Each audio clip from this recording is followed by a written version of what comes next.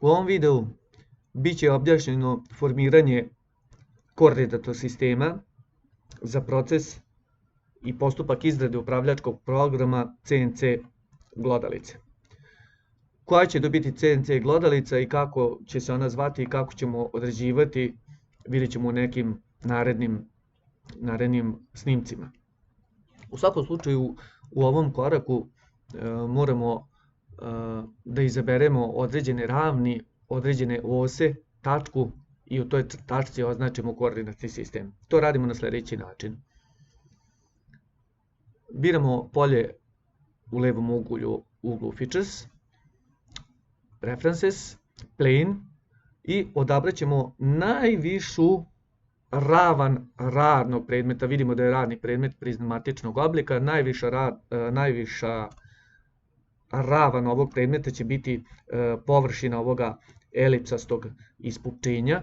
Nju ćemo označiti klikom na miš. Vidimo da je ona nešto za neku određenu dužinu izdignuta. Mi ćemo je vratiti, dakle poravnati je sa tom površi. Kako ćemo to da uradimo? Pa tako što ćemo ovdje ovu dimenziju označiti da nam to bude 0. Stisnemo Enter, obratite pažnju, ta se površina vratila ka dole. Moramo na zelenu kvačicu da otkačimo i da kažemo i da sačuvamo.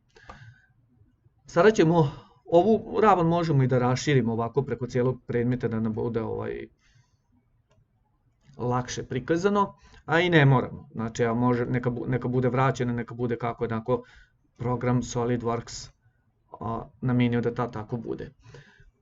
Sada ćemo, ova ravan nam je ovdje ostala zaplavljena, izabrat ćemo neku ravan koja seče tu gornju ravnu, neka to u ovom slučaju bude ova top plane, stisnemo na tastaturi CTRL, kliknemo top plane, preko polja References izaberemo da to bude osa, vidimo ovu žutu liniju, također moramo da čekiramo na zelenu kvačicu. Istom metodom da ćemo označiti plane 1 koju smo prvo označili i drugu ravan koja seče naznačenu ravan plane 1, držeći dugmence CTRL, kliknemo right plane, References, osu, dobijamo osu između presjeka jedne i druge ravni, potvrdimo je. U presjeku dve ose, axis 1 and axis 2, dobit ćemo tačku. Naznačimo tačku, dobili smo tačku, potvrdimo tačku.